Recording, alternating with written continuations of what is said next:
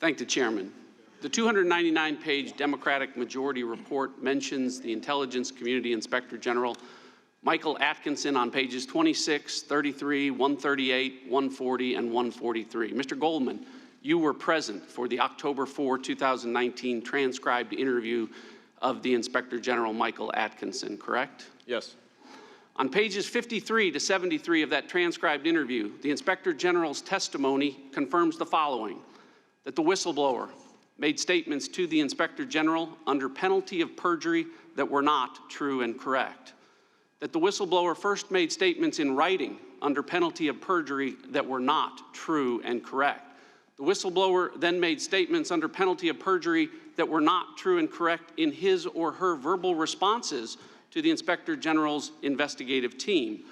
Because of the whistleblower's statements in writing and verbally to the Inspector General that were neither true, correct, or accurate, pages 53 to 73 of that sworn testimony reveal that the Inspector General was not able to answer any questions, none from me, about the whistleblower's contact or communication with Chairman Schiff's staff, of which Mr. Goldman is a member.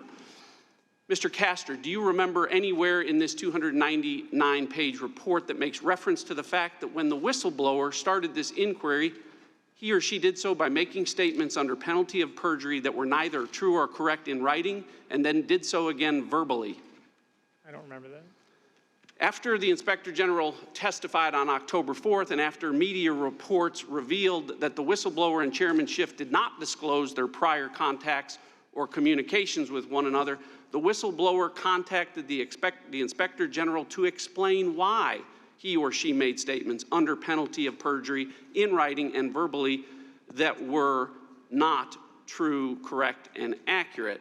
Mr. Castor, is that communication from the whistleblower to the Inspector General to explain prior inconsistent statements reflected anywhere in the 299-page report? No.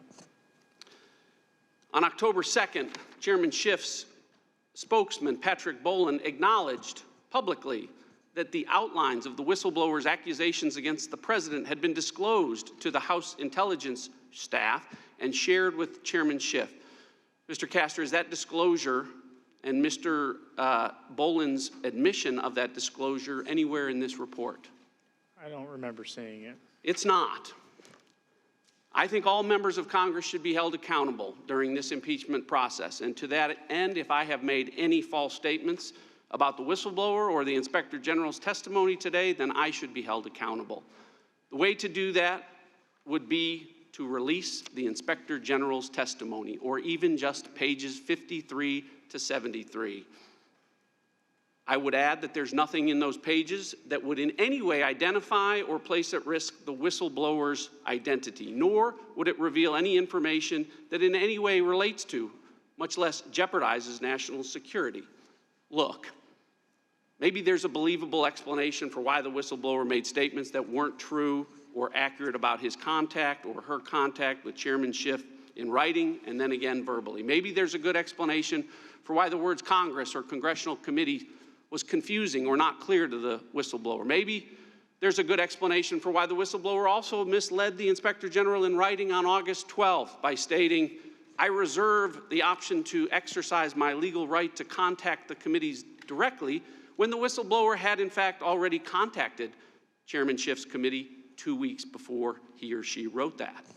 Maybe there's a believable reason why Chairman Schiff was not initially truthful about his staff's communications with the whistleblower. Maybe there's a good reason that explains all of these statements in writing and verbally that just weren't true and correct. Maybe there is, but there is no good reason for voting to impeach and remove from office an American president without allowing a single question to be asked of a single witness to get an explanation for why the Inspector General was not told the truth about contacts between the whistleblower and Chairman Schiff. The bottom line is we should all be held accountable, and next November, every member of the House will be asked this question: did you vote to impeach the president without allowing any investigation into why the whistleblower that started it all did so by making statements in writing and verbally under penalty of perjury that were not true? Democrats may not care if that question ever gets answered, but the voters will. I yield back.